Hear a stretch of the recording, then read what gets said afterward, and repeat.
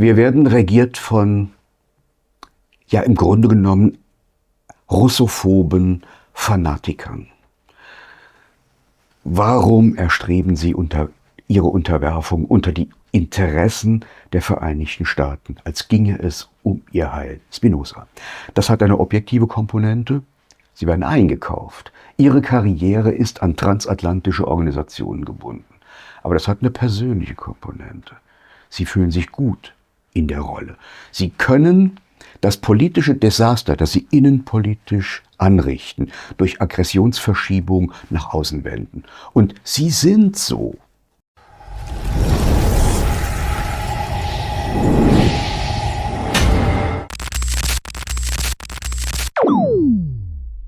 Hey Leute, heute geht es um eine wirklich spannende Frage. Was würde ein Donald Trump im Weißen Haus für den Ukraine-Krieg bedeuten? Patrick Baab hat eine klare Meinung und die könnte euch überraschen, denn selbst mit Trump an der Macht sieht er keinen schnellen Frieden in Sicht. Warum das so ist und welche Auswirkungen das für Europa hätte, schauen wir uns gemeinsam an.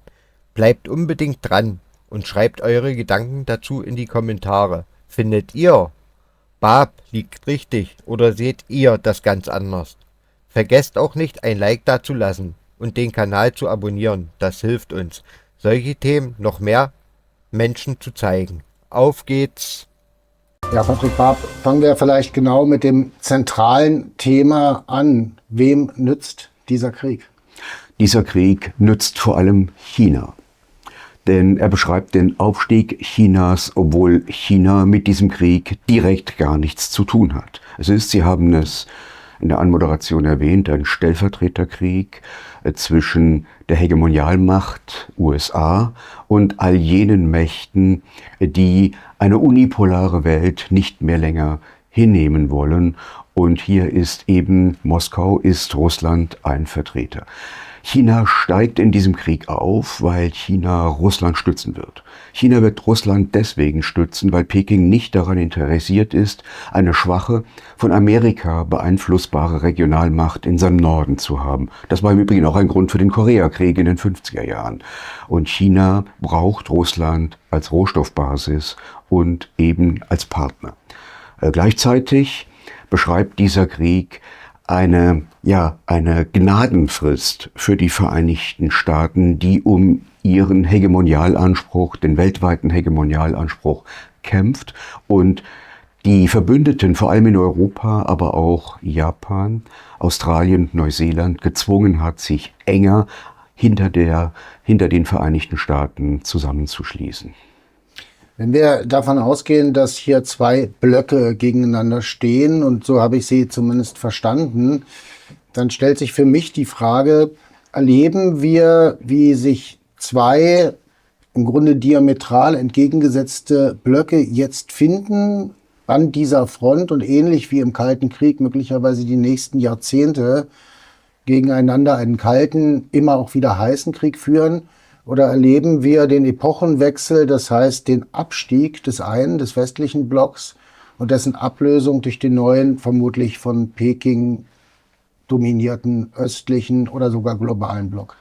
Hier lohnt es einfach, einen Blick zu werfen auf die wirtschaftlichen Daten. Die Wirtschaftskraft verschiebt sich nach Südostasien. Die Zentren der modernen Wirtschaft sind eben nicht mehr New York, Washington oder Berlin oder Brüssel, sondern Singapur und Hongkong. In diesem Raum, im indopazifischen Raum, leben mehr als 4 Milliarden Menschen. Und das bedeutet, dass die zentrale Wirtschaftskraft in einer tektonischen Verschiebung nach Asien abrückt. Wenn nun die Vereinigten Staaten in ihrem Kampf um die Hegemonialstellung Europa zwingen, sich hinter den Vereinigten Staaten zu versammeln, so wird Europa abgekoppelt von den natürlichen Partnern im eurasischen Raum und dies wird den Selbstmord Europas nach sich ziehen. Das hieße, wenn ich Ihrer Argumentation folge, dass die USA, die Europäer zwingen, letzten Endes ihnen zu dienen und diesen Selbstmord für die Verlängerung der Gnadenfrist der amerikanischen Herrschaft zu vollüben. Aber ist das tatsächlich ein Zwingen oder ist es nicht auch eine freiwillige Unterordnung von sehr atlantisch orientierten und sich ihrer eigenen, sagen wir mal, halbmachtbewussten Funktionseliten in Europa? Spinoza schreibt irgendwo vor vielen 100 Jahren, warum ersehnt ihr eure Unterwerfung, als ginge es um euer Heil?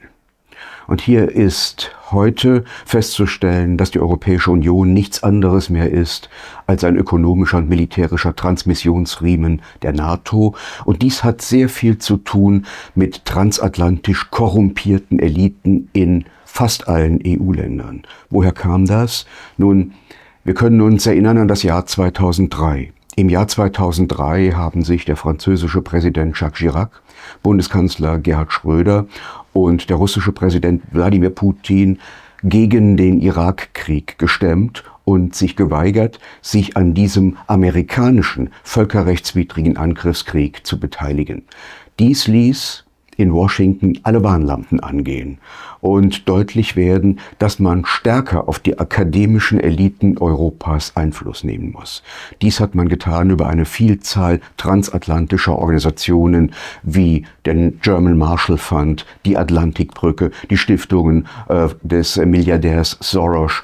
Und diese transatlantischen Eliten wurden sozusagen in den Orbit der Vereinigten Staaten hineingezogen. So etwas macht man mit der Möglichkeit von Stipendien, Studienreisen, Teilnahmen an Kongressen, internationaler Organisationen, Promotionsförderungen und so weiter und so fort. Und so haben wir heute im journalistischen Bereich, im akademischen Bereich, in allen akademischen Feldern bis hin zur Medizin, im finanziellen Bereich, aber auch im politischen Bereich transatlantisch gewendete Eliten. Da kann man Sigmar Gabriel, den früheren SPD-Vorsitzenden, nehmen, der heute Vorsitzender der Transatlantikbrücke ist.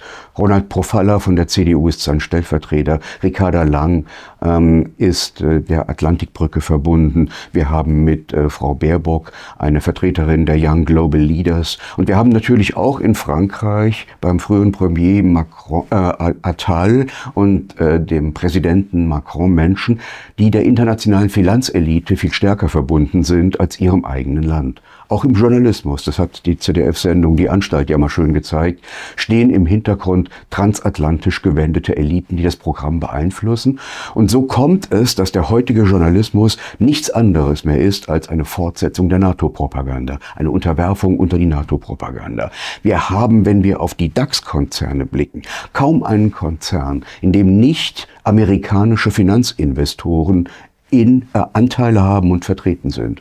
Und sie nehmen natürlich auch Einfluss auf die strategischen Entscheidungen der Unternehmen und auf die Besetzung der Führungsposten. Ohne jetzt zu weit abschweifen zu wollen, aber ich darf hier nochmal nachfragen. Wenn Sie sagen, das ist eine Reaktion der Amerikaner auf die Erfahrung, die sie gemacht haben mit dem Irakkrieg, wo ja insbesondere Schröder massiv dagegen aufgetreten ist. Wir erinnern uns an die große Demonstration in Berlin, von der übrigens nie wieder die Rede war, ich glaube mit 200 oder 250.000 Teilnehmern gegen diesen Krieg. Allerdings gab es natürlich in den Jahrzehnten davor, zumindest in der alten Bundesrepublik, auch einen transatlantischen Konsens. Wir erinnern uns an den NATO-Doppelbeschluss. Selbstverständlich stand die Bundesrepublik als Abschussbasis für amerikanische Raketen auch damals zur Verfügung. Also ist das tatsächlich etwas qualitativ Neues, was wir nach 2002 erlebt haben, so wie Sie es beschrieben haben? Oder ist es nicht eine Kontinuität bundesrepublikanischen Eliten-Selbstverständnisses? Sowohl als auch. Ich muss hier eine indifferente Antwort geben. Natürlich haben wir seit Konrad Adenauer eine starke Westbindung durch die Integration in die NATO und den Konfrontationskurs gegenüber dem Osten im Kalten Krieg. Aber dies war nicht ungebrochen. In der sozialliberalen Ära hatten wir das Programm Wandel durch Annäherung, der Versuch, anzuerkennen. Wir haben eine Westbindung, aber Russland ist eine Tatsache. Russland wird nicht verschwinden. Und wir müssen auf dem alten Kontinent sehen, dass wir miteinander zurechtkommen. Wir haben vor allem seit dem Mannesmann-Erdgas-Röhrengeschäft in den 70ern einen produktiven und sehr erfolgreichen Energieaustausch mit Russland. Und das hat im Grunde genommen die deutsche Volkswirtschaft durch preisgünstige Energie gestärkt. Kommen wir zu Russland. Ich hatte am Anfang gesagt, die beiden Länder, also Russland und die Ukraine, gehen in den 10. Kriegswinter und habe damit natürlich angespielt auf den Krieg zwischen der Rest- oder Rumpf-Ukraine und den Donbass-Republiken, der 2014 ausgebrochen war. Davor war die Krim. Ist es tatsächlich so richtig? Ist diese Kontinuität von 2014 bis heute so gegeben oder bedeutete 2022 nicht doch einen qualitativen Bruch? NATO-Generalsekretär Jens Stoltenberg hat am 7. September 2023 vor dem Europäischen Parlament erklärt, dieser Krieg habe nicht im Februar 2022 begonnen, sondern bereits im Frühjahr 2014. Und er erklärte weiter, durch einen russischen Einmarsch. Nur hat es diesen Einmarsch nicht gegeben, sondern es gab einen Aufstand, auch einen bewaffneten Aufstand gegen die Welle der Gewalt, die nach dem Putsch auf den Maidan durch die Ukraine rollte. Und zwar eine Welle der Gewalt, die ausgelöst worden ist von der Putschregierung und den rechtsextremen Kräften, die diese Putschregierung getragen haben. Es war also zunächst ein Regionalkonflikt im Donbass, ein bewaffneter Regionalkonflikt. Und es kam dann zu zwei Unabhängigkeitserklärungen, von denen ich eine, die Donetsker Unabhängigkeitserklärung vor einiger Zeit gesehen habe, mit den Originalunterschriften drauf. Hier haben also russisch orientierte Kräfte die Republik von Lugansk und von Donetsk ausgerufen und dies abgesichert durch zwei Referenden im Mai 2014. Nun kommt es, um den Charakter des Konflikts zu bewerten, darauf an, wie diese Referenden eingeschätzt werden, juristisch. Man kann also sagen, ein Referendum, eine Volksbefragung in einem Kriegsgebiet, in einem Landesteil, gegen den Willen der Zentralregierung, das ist völkerrechtlich ungültig. Putin hat sie auch nicht anerkannt, zunächst einmal, weil er sich orientiert hat an einer zunächst friedlichen Lösung innerhalb der Ukraine. Man kann aber auch, und das ist der Standpunkt russischer Historiker heute, sagen, das sind zwei Unabhängigkeitserklärungen gewesen. Sie wurden durch eine Volksbefragung abgesichert und das Völkerrecht verbietet keine Loslösung eines Landesteiles gegen den Willen der Zentralregierung. Hier will ich den Juristen nicht vorgreifen. Es gibt beide Varianten und sie stehen sich ja auch gegenüber. Das eine ist die Variante, wir sprechen von einem völkerrechtswidrigen Angriffskrieg. Das andere ist die russische Variante, wir sprechen hier von zwei selbstständigen Staaten, welche die Russische Föderation zur Hilfe gerufen haben. Also, Historiker wie Petra Erler beispielsweise sagen, Russland hat sich in die inneren Angelegenheiten der Ukraine eingemischt. Die russische Seite sagt, ab Mai 2014 spätestens sprechen wir von einem Krieg zwischen unabhängigen Staaten. Ganz egal, wie man jetzt den völkerrechtlichen Status der beiden Donbass-Republiken bewerten will, sicher ist, seit Ende Februar 2022 ging der Krieg in eine neue Phase. Diese ist nicht so verlaufen, so ist jedenfalls mein Eindruck, wie Moskau sich das vorgestellt hatte. Der Kreml ging wohl von einem relativ schnellen Sieg aus. Hat sich Russland verkalkuliert? Ja, ich gehe davon aus, dass sich der Kreml verkalkuliert hat. Der Kreml wollte allerdings nie die gesamte Ukraine erobern. Mehr als 500.000 Mann ukrainischer Soldaten standen einer russischen Armee von etwa 100.000 Mann gegenüber. Dazu kamen 90.000 Milizionäre der Republiken Lugansk und Donetsk, die deutlich schlechter bewaffnet und ausgebildet waren. Wir sprechen also von 190.000 Mann. Mit 190.000 Mann lässt sich ein riesiger Flächenstaat wie die Ukraine gar nicht erobern. Zum Vergleich, als die Hitlerwehrmacht in Polen eingefallen ist, trat sie an mit 1,5 Millionen Mann. Und Polen ist deutlich kleiner, etwa um die Hälfte kleiner. Wir haben es also hier zu tun mit einem Angriff, der zunächst gescheitert ist. Meine Informanten im Donbass sagen, der Kreml hat auf die falschen Leute gehört. Er hat viel Geld dafür bezahlt, dass er reingelegt wurde. Und so kam es, dass russische Truppen von Norden her auf Kiew zumarschiert sind in einer Linienformation und von der Seite aus von den ukrainischen Kräften aus den Wäldern heraus angegriffen worden sind. Und diese Fehleinschätzung, dass man in Kiew nur eine kleine Regierung stürzen müsse und ansonsten mit offenen Armen empfangen würde, das haben tausende russischer Soldaten mit dem Leben bezahlt. Da stellt sich natürlich die Frage, wenn das so ist, ich weiß nicht, was Ihre Informanten dazu einschätzen, wurde Russland schlecht beraten oder wurde Russland bewusst in einen falschen, in einen für den Kreml nicht siegreichen Angriff hineingezogen, um diesen Krieg zu provozieren? Das kann ich letztendlich nicht klären. Dazu fehlen mir Informationen. Eins ist klar, dass auch in den Regionen Lugansk und Donezk die zentralen wirtschaftlichen Unternehmungen im Kohle- und Stahlbereich ukrainischen Oligarchen wie Achmetow gehören. Und die haben dabei mitgemischt. Und die haben auch immer ihr Geld bekommen, auch während der Kriegszeit ihr Geld bekommen.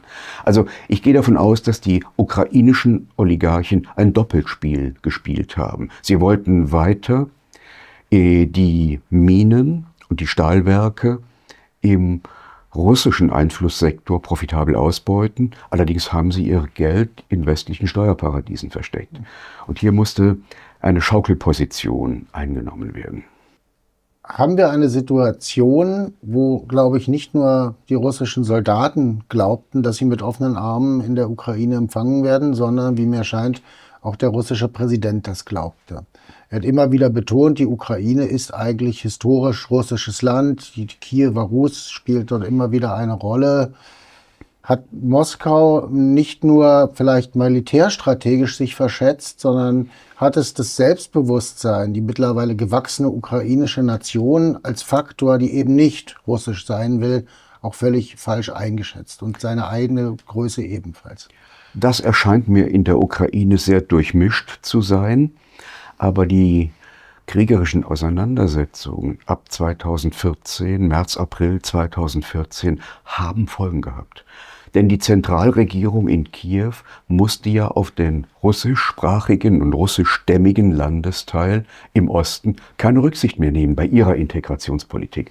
Das erklärte Ziel der Zentralregierung in Kiew war es, eine ethnisch reine Ukraine herzustellen. Das ist sehr schwer in einem Vielvölkerstaat.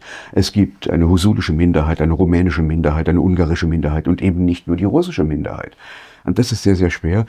Aber die Lehrpläne in den Schulen, in den Universitäten wurden ausgerichtet auf ukrainische Identität in Opposition zur russischen Kultur. Und insoweit hat sich natürlich in diesen Jahren seit 2014 etwas verändert, was dem Kreml hätte bewusst sein müssen. Aber offensichtlich war es das nicht. Einschränkend muss ich bemerken, dass zumindest die russische Armee sehr schnell gelernt hat und ihre Strategie und Taktik umgestellt hat. Trotzdem sind die Fronten heute nicht sehr viel anders, als sie vor 2 Jahren in etwa waren. Gibt es einen Sieger und einen Verlierer absehbar heute bereits in diesem Krieg? Ich würde sagen, ja. Die Fronten haben sich aus 2 Gründen nur wenig nach Westen verschoben, um 50, 80 Kilometer in etwa.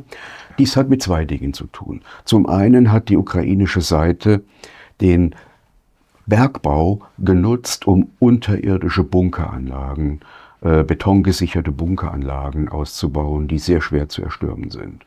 Und diese Anlagen zu erstürmen, wir haben das in Bachmut beispielsweise gesehen, das ist eine typische Stadt für dieses Vorgehen der ukrainischen Seite, bedeutet, man geht in den Häuserkampf und hat extrem hohe Verluste.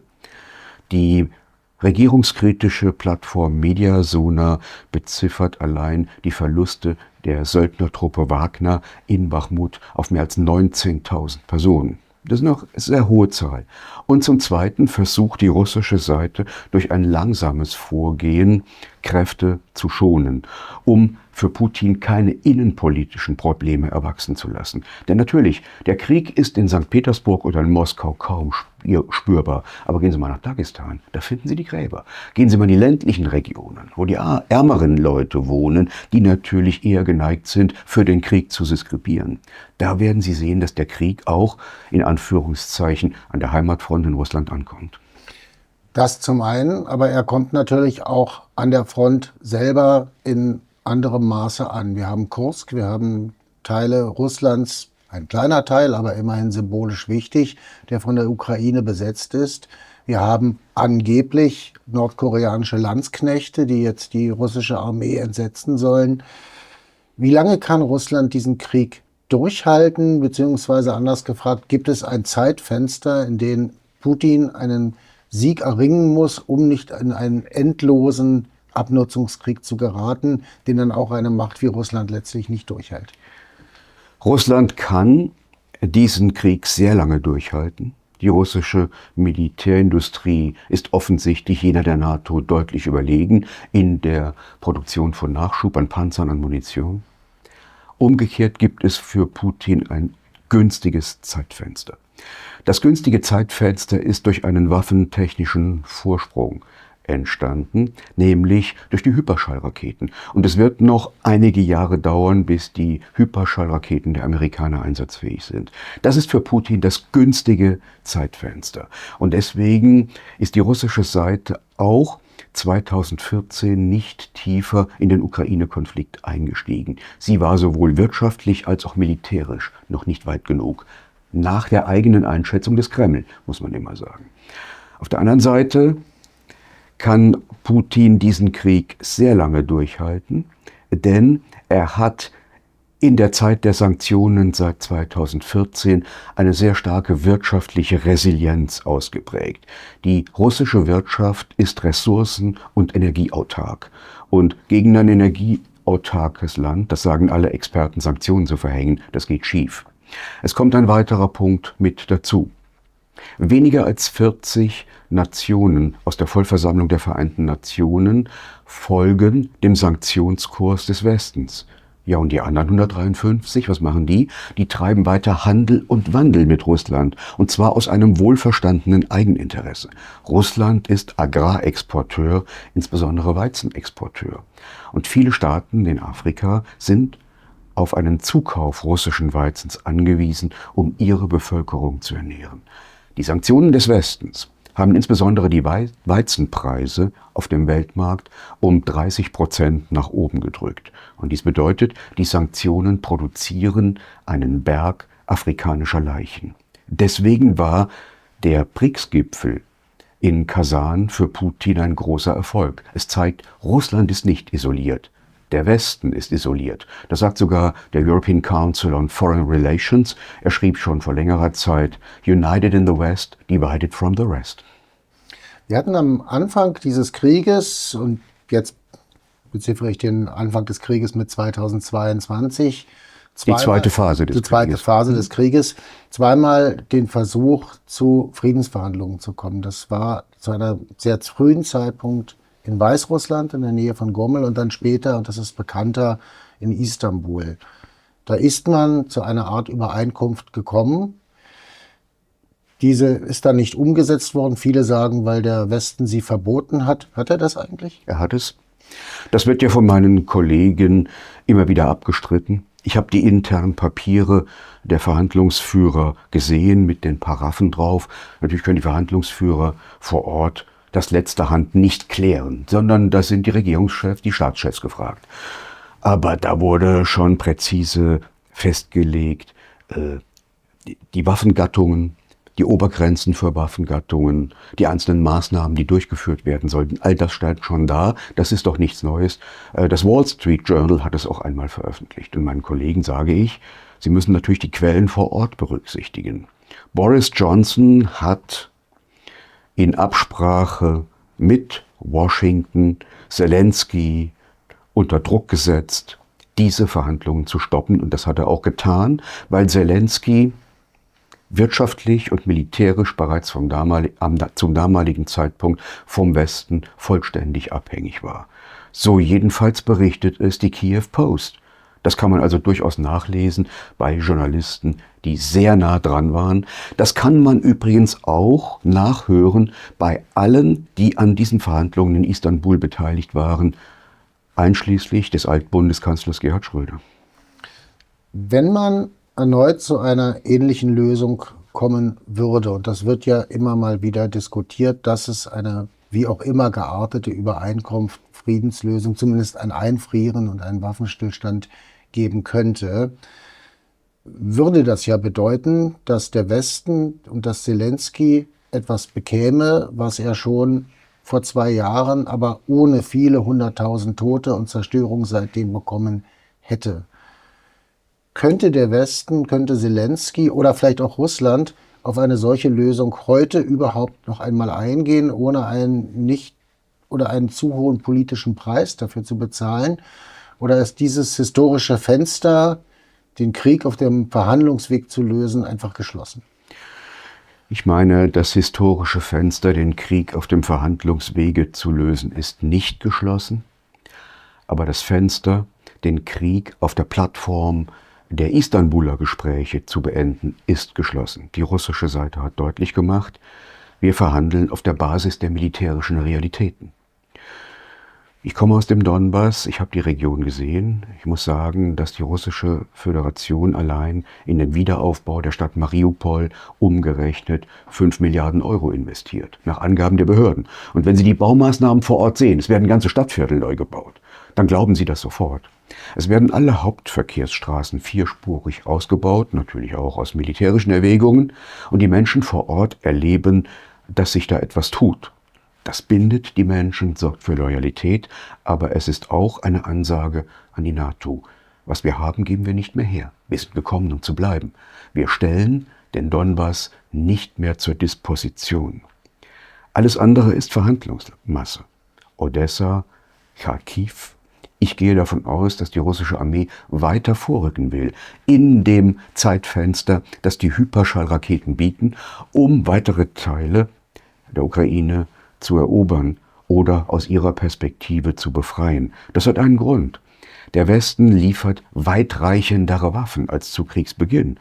Und das führt dazu, dass die Russen sagen, dann muss die Demarkationslinie noch weiter nach Westen abrücken. Möglicherweise kehren wir zurück zur sogenannten Kürzenlinie des Versailler Vertrages, die 200 Kilometer westlich von Kiew die Ukraine teilte in einen russischen Sektor, später sowjetrussischen Sektor und in einen polnischen Sektor. Vielleicht wird diese Linie nicht ganz erreicht, vielleicht bekommt Kiew einen Status wie Berlin und wird eine geteilte Stadt. In jedem Falle wird die Ukraine so nicht mehr fortexistieren können. Sie wird geteilt, als Folge der Konfrontationspolitik auch des Westens und nicht nur der Russen. Und Hintergrund ist natürlich die NATO-Osterweiterung und der Versuch, die Ukraine in den westlichen Orbit hineinzubewegen. Einen kleinen Einschub, diese Kürzenlinie, die zum Beispiel bedeuten würde, Lemberg liegt westlich davon, würde möglicherweise auch in Warschau manchem gefallen. Das würde auch in Warschau manchem gefallen. Also es gibt in Polen durchaus Stimmen, die sagen, das waren urpolnische Gebiete, die haben wir mal erobert. Durchaus in einem, wie die Polen das verstehen, in einem europäischen Sinne. Wir haben den Durchmarsch des Bolschewismus nach Berlin damals unter Marschall Pilsudski aufgehalten. Das endete dann mit dem Frieden von Riga 1921. Kommen wir, bevor wir zu Ihren eigenen Erlebnissen auf beiden Seiten der Front, so heißt auch eines Ihrer Bücher, bevor wir darüber sprechen, noch einmal zu Zelensky, Volodymyr Zelensky, den amtierenden, muss man sagen, Präsidenten. Er ist eigentlich seit dem Frühjahr nicht mehr, er ist noch im Amt, aber seine Amtszeit ist abgelaufen. Genau. Sie sagten, zu dem Zeitpunkt der Istanbuler Konferenz, der Verhandlungen, war Zelensky bereits so abhängig vom Westen, dass er gar nicht mehr alleine handeln konnte, dass er dem Befehl Boris Johnsons nachgeben musste. Ich habe mich oft gefragt, ist es tatsächlich so einseitig? Denn nach den Jahren, in denen der Westen auch mit seiner militärischen Hilfe, mit seiner Festlegung, die Ukraine muss gewinnen, darf zumindest nicht verlieren, so hat es der Kanzler Olaf Scholz einmal ausgedrückt, sich derartig festgelegt hat, dass sie Zelensky ohnehin nicht mehr fallen lassen können, dass er quasi vom Kellner zum Koch geworden ist, der weiß, dass er den Westen in der Hand hat. Er hat den Westen nicht in der Hand. Zelensky steht unter doppeltem Druck. Einmal unter dem Druck seiner Geldgeber, vor allem in Washington und Brüssel. Zum Zweiten aber auch unter dem Druck der Rechtsextremisten, die seit 2014 im Wesentlichen den Sicherheitsapparat in der Ukraine beherrschen. Und hätte sich Zelensky gegen diese beiden Kräftefelder weiter für den Weg des Friedens entschieden, so wäre das möglicherweise sein politisches möglicherweise auch sein physisches Ende gewesen. Also hier steht er steckt in der Klemme. Deswegen versucht er, und das ist doch seine einzige Chance, die NATO immer tiefer in diesen Konflikt hineinzuziehen. Denn nur dann hat er eine realistische Chance. Es gibt militärisch kein Szenario, in dem die Ukraine diesen Krieg gewinnt. Ist mir zumindest nicht bekannt. Und das ist die Situation, vor der wir im Moment stehen. Deswegen versucht er natürlich, diesen Konflikt weiter zu eskalieren, solange es geht. Die Amerikaner machen das Spiel ein Stück weit mit, weil sie sagen, die Russen weichen ja zurück. Putin wird die Atomwaffe nicht einsetzen. Das ist offen, ob er es tun wird. Zumindest die Nukleardoktrin hat er geändert. Genau. War das eine Warnung, ein Zeichen der Stärke, seht, was ich kann, oder auch ein Zeichen der Schwäche, greift mich bitte nicht an? Das kann ich nicht entscheiden. Ich gehe davon aus, dass der Kreml keinen Atomschlag will, dass er aber bereit ist, einen solchen durchzuführen. So sagt es zumindest der US-amerikanische Politologe John Mearsheimer von der Universität Chicago. Atommächte, die sich in die Enge gedrängt sehen, werden die Atomwaffe einsetzen. Ich gehe davon aus, dass Mearsheimer richtig liegt. Sie kennen beide Seiten der Front. Sie haben darüber ein Buch geschrieben. Nach Ihren eigenen Beobachtungen im Donbass, aber auch in der Ukraine, wie ist der Charakter dieses Krieges? Ist das dann am Ende doch noch ein Bruderkrieg? Ist das ein Krieg von sich völlig hassenden, verfeindet gegenüberstehenden Völkern? Ist das tatsächlich eine Frontlinie, über die es in jeder Hinsicht keine Brücken mehr gibt? Als ich vor 3 Jahren inzwischen in der Westukraine war, da sagten viele Menschen zu mir, wir wollen doch keinen Krieg mit den Russen. Aber es gibt natürlich auch jene, die sich an den rechtsextremistischen Milizen orientiert haben, die übrigens gut bezahlt haben für den Einsatz im Donbass. Und die sagen, wir können nur eine Nation werden und unsere Staatlichkeit nur halten in Opposition zu den Russen. Der Krieg hat den Hass zwischen den Landesteilen natürlich verstärkt. Natürlich verstärkt. Denn ich gehe davon aus, die mir vorliegenden Zahlen sagen, es gibt inzwischen 500.000 gefallener ukrainischer Soldaten. Das heißt, der Krieg kommt in den Familien noch deutlich stärker an als in den russischen Familien. Und so baut sich ein ungeheurer Hass auf, der auch die Generationen überragen wird. Ich komme selbst aus dem Saarland. Ich weiß, die Gegend von Saarbrücken war voller Gräber aus 3 Kriegen. 70, 71, 14, 18 und natürlich 40 bis 45. Und noch 2 Generationen später waren die Franzosen die Feinde.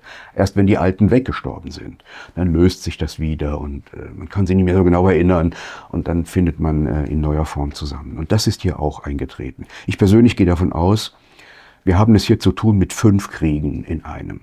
Zum einen der ukrainische Bruderkrieg im eigenen Land zwischen dem russischstämmigen Bevölkerungsteil, der 1922 der Ukraine zugeteilt worden ist, und dem eher an Europa orientierten galizischen Teil. Wir haben zum Zweiten den Stellvertreterkrieg Russlands gegen die NATO. Wir haben zum Dritten den Kampf der Hegemonialmacht Vereinigte Staaten um die unipolare Welt gegen jene Kräfte, die eine multipolare Welt wünschen, vor allem in Moskau und China, aber auch teilweise in Neu-Delhi.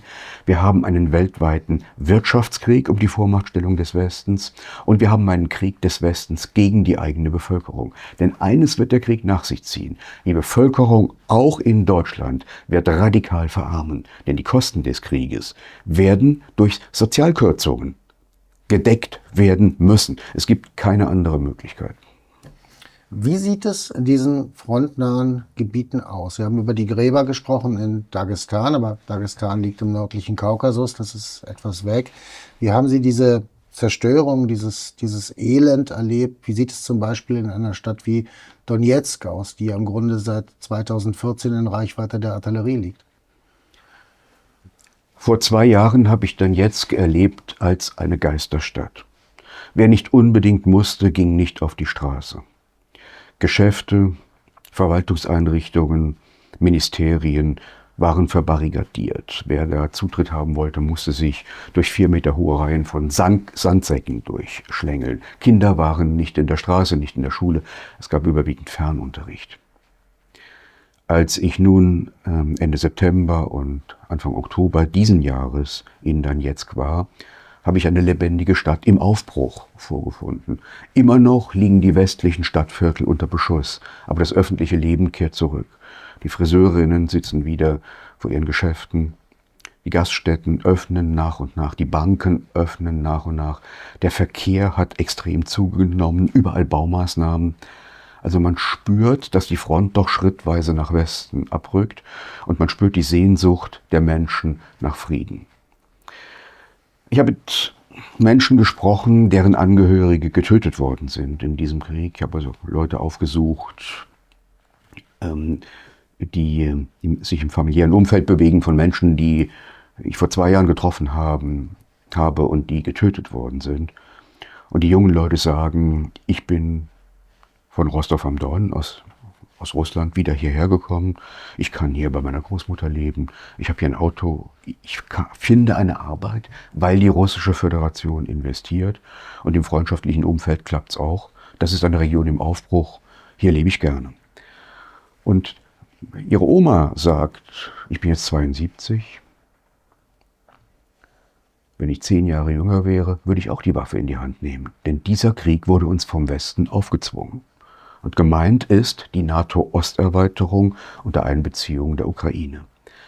Ich habe einen jungen Bauingenieur getroffen, der als Flüchtling nach Polen gegangen ist, aus Mariupol, aus der belagerten Stadt Mariupol, durch die Kampflinie geflohen ist, monatelang in Polen gearbeitet hat, der zurückgekehrt ist mit seiner Freundin, weil er sagt, ich muss mich hier nur umsehen, ich kann überall einen Job finden, der besser bezahlt wird als in Moskau. Mein Eindruck ist, trotz aller immer noch sichtbaren Kriegszerstörungen zielt die Regierung in Moskau darauf ab, aus dem Donbass eine Musterregion zu machen, sozusagen als ein Schaufenster zum Westen hin. Wie werden Sie da empfangen? Als Deutscher, als regierungskritischer Deutscher sicherlich, aber doch als ein Vertreter einer, ich glaube, die Russen nennen es mindestens unfreundlichen Macht. Das hat 2 Seiten, eine offizielle und eine inoffizielle. Warum sind Sie gestern nicht gekommen? Ich habe doch Schnitzel gemacht. Jetzt können Sie ja gar nicht mein Schnitzel probieren. Wo immer ich hinkam unter den Menschen, stand Tee auf dem Tisch, Kuchen oder eben ein Schnitzel. Und die Menschen sind nicht reich. Die Leute sagen, sie suchen uns ja auf, sie hören uns ja zu. Wir unterscheiden hier schon zwischen der deutschen Regierung und den Menschen in Deutschland. Deutschenfeindlichkeit habe ich nirgendwo erlebt, ganz im Gegensatz zu hier in Berlin oder woanders, wo der Russenhass wieder allgegenwärtig ist. Aber man spürt im Umgang mit den Behörden schon, dass es da Regularien gibt, die darauf abzielen, Journalisten insbesondere aus Deutschland mal ordentlich durch die Mangel zu drehen. Ich bin mehrfach filtriert worden. Einmal in Iswarine beim Übergang ins Kriegsgebiet, da herrscht Kriegsrecht. Das heißt, der Offizier vor Ort entscheidet, was mit ihnen geschieht, ob sie zurückgeschickt werden, ob sie durchfahren können oder ob er sie festnimmt in irgendeiner Weise. Da wird der Pass beschlagnahmt, das Handy wird beschlagnahmt. Folgen Sie den Wachhabenden, der ganze Grenzübergang wird umgebaut, sie schleppen dann ihre Ausrüstung, Koffer durch den Dreck da zu einer Baracke, da warten sie erstmal eine Dreiviertelstunde. Dann werden sie einzeln reingerufen und dann werden sie verhört.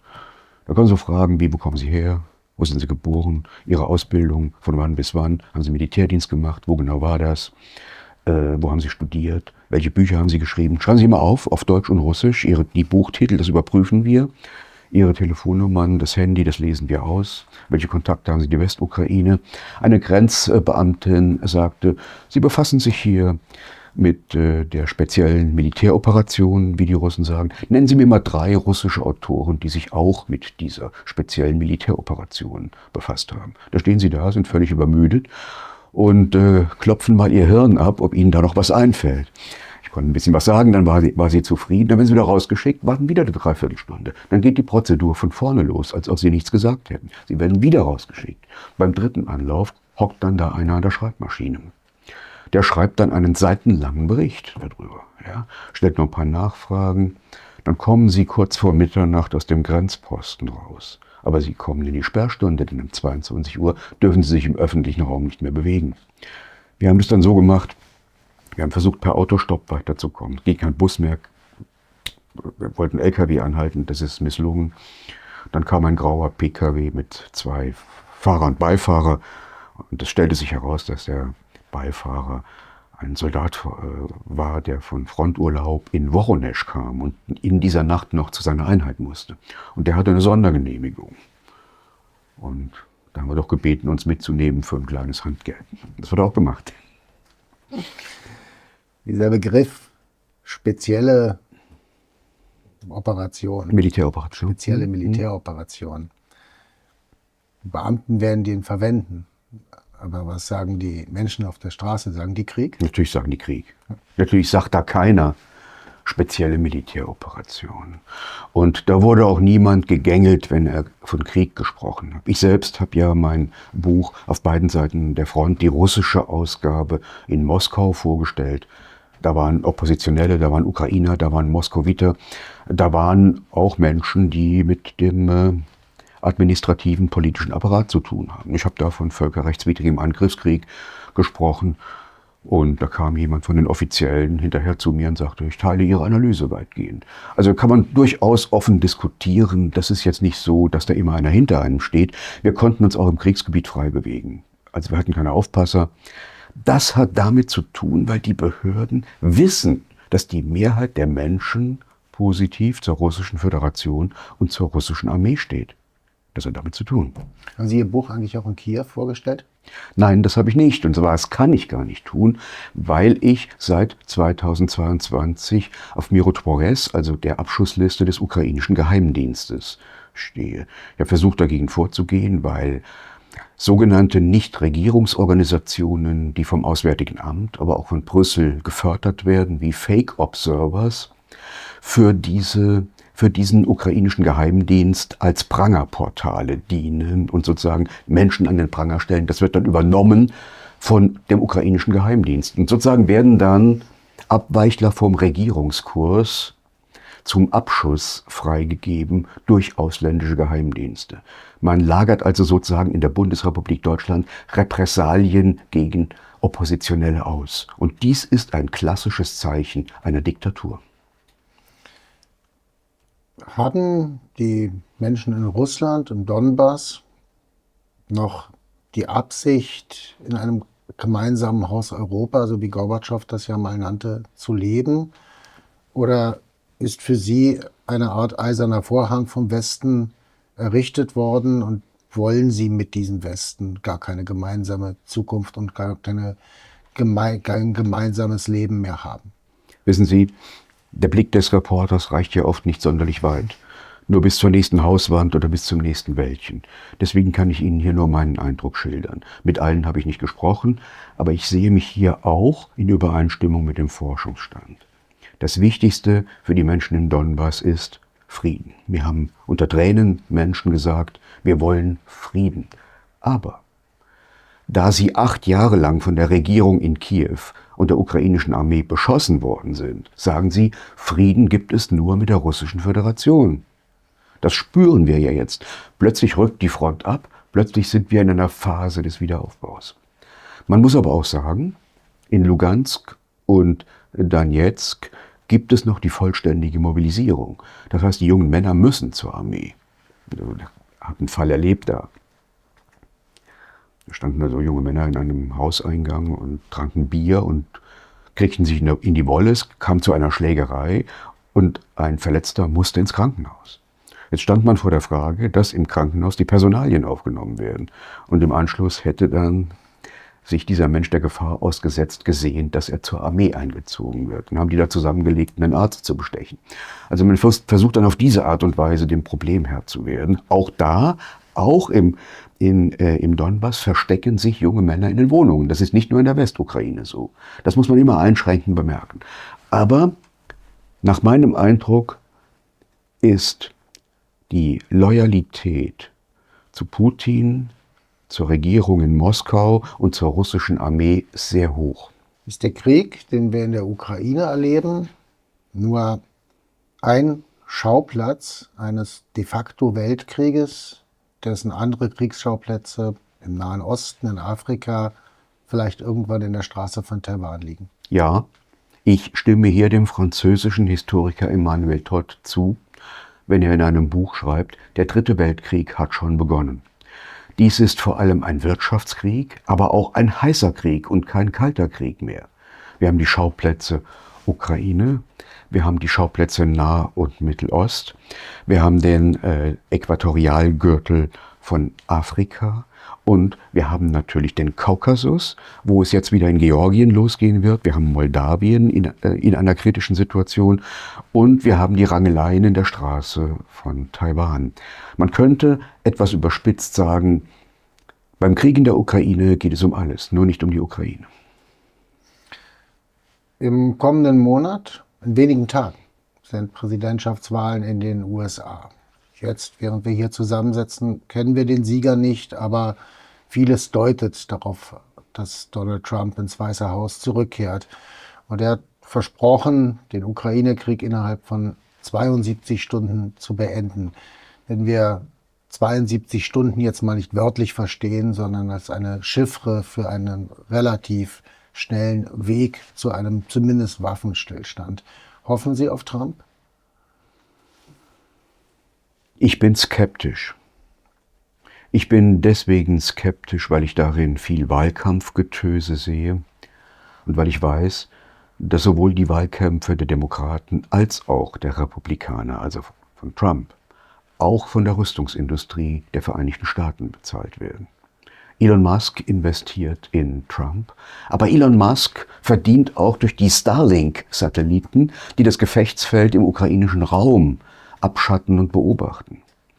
Ich persönlich gehe davon aus, dass der Einfluss der amerikanischen Rüstungsindustrie, die in diesem Krieg Milliarden verdient, viel zu groß ist, um diesen Krieg schnell beenden zu können als Präsident. Meine Perspektive ist, dass Trump einmal im Amt den Krieg europäisieren wird, noch schneller, als es Biden versucht. Das heißt, die Europäische Union, die Staaten Europas, sollen stärker in die Kosten, aber auch in die militärische Pflicht eintreten, mit allen Folgen, die das dann hat. Das bedeutet Hochrüstung auf Kosten der Sozialetats und das bedeutet im Wesentlichen, dass die Länder der Europäischen Union, allen voran die Bundesrepublik Deutschland als größter Nettozahler, die Kosten des Krieges, die Kosten der Wiederaufrüstung und den Wiederaufbau werden schultern müssen. Und nach meinen Berechnungen wird es sich hier um eine mehr als 1 Billion Euro handeln. Würde Trump das tun, weil er zwar den Krieg am Köcheln halten, die USA aber rausziehen will, oder würde er es tun, weil er sich vorbereitet, weil er sein Land schont für die eigentliche Auseinandersetzung im Indopazifik? Letzteres natürlich, das ist ganz klar. Trump wird die Konflikte im Nahen Osten anheizen und wird auch die Konflikte in der Straße von Taiwan anheizen. Das ist mit ein Grund, die Gegenseite ist ja auch nicht blöd, warum Peking Moskau nicht fallen lässt, sondern durch die Art und Weise, wie die Vereinigten Staaten und die NATO vorgehen, werden Russland und China buchstäblich zusammengedrückt, obwohl sie auch ihre Reibereien untereinander haben. Aber die treten in den Hintergrund. Also wir haben hier eine Herausbildung zweier weltweiter Blöcke und wir haben im Ergebnis, nach meinem Dafürhalten, eine zerbrechende Weltwirtschaft, die in 2 Teile auseinanderfällt, deren kleinerer Teil der Westen sein wird. Und hier ist der Westen auf der Verliererspur. Deswegen haben die Amerikaner sich entschieden, den Konflikt gewaltsam zu lösen. Trump ist jemand, der oft sehr theatralisch vorgeht. Als in seiner ersten Amtszeit fuhr er nach Panmunjom, das ist die Grenze zwischen Nord- und Südkorea, machte so eine Art Schulterklopfen mit Kim Jong-un. Das ist ja nicht wirklich strategische Politik. Wer sind die Strategen, die seine Außenpolitik bestimmen und welche langfristigen Ziele haben diese? Die Strategen im Hintergrund sitzen im Apparat. Und hier gibt es eine Reihe von Studien über die Washingtoner Blase. Das sind jene, die in Washington in den Vorstädten leben, die in dieselben Golfclubs oder Tennisclubs gehen, in denselben Vierteln wohnen, dieselben Fahrzeuge fahren, sich in denselben Restaurants treffen. Man könnte hier sagen, etwas vereinfacht, das ist der tiefe Staat. Ein Elitenforscher der Bundesrepublik Deutschland hat mal gesagt, den tiefen Staat finden Sie in Berlin-Mitte auf einem Quadratkilometer. Und das ist in Washington ähnlich. Das sind Menschen, ich spitze etwas zu, deren Kernqualifikation darin besteht, dass sie anderen einmal die Aktentasche hinterhergetragen haben. Das sind keine Fachleute aus dem Ingenieurwesen, keine Anwälte, die einmal als Wirtschaftsanwalt Konflikte gelöst haben. Das sind keine Militärs, die wissen, was Krieg heißt, sondern das sind Menschen des Apparates, die sagen, und wenn der Konflikt zu Ende ist, da wird ja mein Vertrag nicht mehr verlängert. Und sie brauchen deswegen weltweite Kriege. Und das stimmt mich ganz pessimistisch. Wir haben ja auch heute, wir können auch in Deutschland erkennen, dass die Politik fernab von Fachleuten gemacht wird. Nun will ich nicht der Expertokratie das Wort reden, aber wir hatten einmal Politiker, die wussten, was Krieg heißt. Wir hatten einmal Politiker, die vorher im Beruf erfolgreich gewesen sind. Und das ist ein anderes Herangehen. Wir sehen hier vor allem Menschen, die dem Apparat verhaftet sind. Wo also jeder, der im Leben steht mit beiden Beinen, sagt, mit den Leuten kann ich mich gar nicht unterhalten, weil die nicht wissen, worum es geht. Und das ist eine große Schwierigkeit, die Abgehobenheit transatlantisch korrumpierter Eliten. Und ich bin sehr davon überzeugt, dass diese Leute abgelöst werden müssen. Denn sie werden nicht nur den Westen, die Vereinigten Staaten, sie werden auch Deutschland in schwere Zeiten führen. Egal wie die Wahlen ausgehen, der jetzige Bewohner des Weißen Hauses wird ausziehen, denn er kandidiert nicht nochmal. Das ist Joe Biden, ein Mann, der eine jahrzehntelange politische Karriere hinter sich hat, der seit den 70er Jahren im Parlament saß, der sich profiliert hat als aggressiver Außenpolitiker, als, ich will vielleicht nicht sagen Bellizist, aber jedenfalls jemand, der den Krieg als Mittel immer zum Teil seiner Politik machte. Manche sagen, er sei der Einflüsterer des Kosovo-Krieges gewesen, Ende der 90er Jahre, der in seiner Präsidentschaft wenig handlungsfähig wirkte. Was ist die außenpolitische Bilanz der Präsidentschaft, aber wenn man übergreifend schaut, auch der politischen Ära von Joe Biden? Die außenpolitische Bilanz von Joe Biden und seiner Entourage ist in meinen Augen ein vollständiges Desaster. Er ist ein Mann, der vor allem auch in die Fänge von Neokonservativen geraten ist, die den Regierungsapparat in Washington, vor allem das Außenamt und das Weiße Haus, dominieren. Victoria Nuland, die auf dem Maidan Kuchen verteilt hat, die damit geprahlt hat, 5 Milliarden in einen Umsturz in der Ukraine investiert zu haben. Ja, das ist doch diejenige, der wir den ganzen Schlamassel zu verdanken haben. Wir haben mit Jake Sullivan einen Sicherheitsberater, der gemeinsam mit Hillary Clinton 2008 den Putsch in Honduras orchestriert hat. Das war so frech. Also wir haben den Staatschef, den Regierungschef auf eine amerikanische Militärbasis entführt. Es war so frech, dass es sogar der amerikanischen Presse aufgefallen ist. Und wir haben mit Anthony Blinken jemanden, der ausgesprochen bellizistisch in Nahost, aber auch in Europa agiert. Mit diesen Leuten im Weißen Haus und in der Administration wird es in Europa keinen Frieden mehr geben. Und da sind wir noch gar nicht bei Joe Biden selbst, der in den ukrainischen Korruptionssumpf persönlich, aber auch familiär tief verstrickt ist. Sein Sohn hatte ein Aufsichtsratsmandat bei Burisma inne, eine Holding eines ukrainischen Oligarchen namens Kolomoisky, hat im Monat $50.000 bekommen, im Grunde genommen für nichts tun. Als ein ukrainischer Staatsanwalt dagegen ermitteln wollte, hat ihn Joe Biden erpresserisch aus dem Amt gedrängt, indem er deutlich gemacht hat, die Kredite der Vereinigten Staaten fließen nur, wenn dieser Staatsanwalt abgelöst wird. Also Joe Biden ist im Grunde genommen das Gesicht nicht nur des Kosovo, auch des Ukraine-Krieges. Und mit diesen Leuten sehe ich für Europa schwarz. Ich sehe die Zukunft darin, mehr Gaullismus zu wagen, mehr Selbstständigkeit, sich stärker an den außenpolitischen Schritten des früheren französischen Staatschefs Charles de Gaulle zu orientieren, der Frankreich aus der NATO, aus dem militärischen Verbund der NATO zeitweise herausgeführt hat. Im politischen Verbund blieb er drin. Warum? Weil er persönlich die CIA hinter einem der zahlreichen Attentate auf seine Person vermutete. Lassen Sie uns zum Schluss noch einmal auf Europa, vor allem auch auf Deutschland schauen.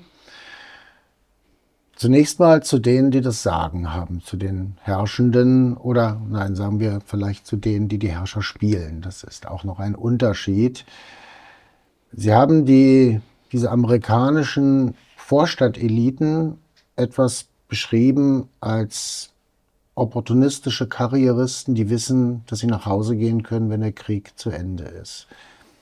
Wenn ich auf Leute blicke wie Annalena Baerbock beispielsweise oder wie die grüne Entourage, so habe ich oft die Befürchtung, das sind nicht Opportunisten, die letzten Endes bei einer anderen politischen Entwicklung ihre Fahnen in einen neuen Wind hängen, sondern es sind fanatisierte Überzeugungstäter, die letzten Endes bis zur völligen Zerstörung ihren Weg weiter gehen werden. Können Sie mich beruhigen, indem Sie mir sagen, ich irre mich? Nein. Wir werden regiert von, ja im Grunde genommen, russophoben Fanatikern. Warum erstreben sie ihre Unterwerfung unter die Interessen der Vereinigten Staaten, als ginge es um ihr Heil? Spinoza. Das hat eine objektive Komponente. Sie werden eingekauft. Ihre Karriere ist an transatlantische Organisationen gebunden. Aber das hat eine persönliche Komponente. Sie fühlen sich gut in der Rolle. Sie können das politische Desaster, das sie innenpolitisch anrichten, durch Aggressionsverschiebung nach außen wenden. Und sie sind so. Sie glauben tatsächlich, so einer wie Borrell oder Annalena Baerbock, die glauben, die Russen sind der Feind. Und zwar deswegen, weil sie so wenig wissen. Und wer nichts weiß, muss viel glauben. Und in dieser Phase sind wir. Wir erleben gerade auch im politischen Bewusstsein einen fundamentalen Regress auf ein infantiles Niveau. So macht man keine Politik. Diese Menschen sind auf der Stufe des kindlichen Spracherwerbs stehen geblieben. Wir werden regiert von Kindern, die die Folgen ihres Tuns nicht überschauen können. Und sind wir die Bauklötzer, die sie irgendwann umschmeißen? Wir sind die Bauklötze, die sie umschmeißen, aber diese Bauklötze sind nicht frei von Verantwortung, denn wir haben sie gewählt. Wir können sie auch wieder abwählen. Abschließend, Sie haben einen Anstecker Schwerter zu Pflugscharen. In den 80er Jahren, als dieses Motto sehr populär war, damals vor allem in der DDR, gab es in der Bundesrepublik eine große Friedensbewegung, die sich übrigens auch an Raketenstationierungen aufmachte, die ja jetzt wieder in der Diskussion sind, die jetzt wieder drohen. Es gab die großen Demonstrationen im Bonner Hofgarten mit Hunderttausenden Menschen, vielleicht waren es sogar 1 Million. Wir haben heute wenige Demonstrationen und sie sind wesentlich kleiner. Warum ist das so? Ich bin selbst Teil dieser Friedensbewegung gewesen und ein Unterstützer des Olof Palme Friedensmarsches der DDR. Ich war immer auch ein Unterstützer von Olof Palme, der ja eine atomwaffenfreie Zone in Mitteleuropa und ein neutrales Skandinavien erwirken wollte. Möglicherweise ist er deswegen umgebracht worden.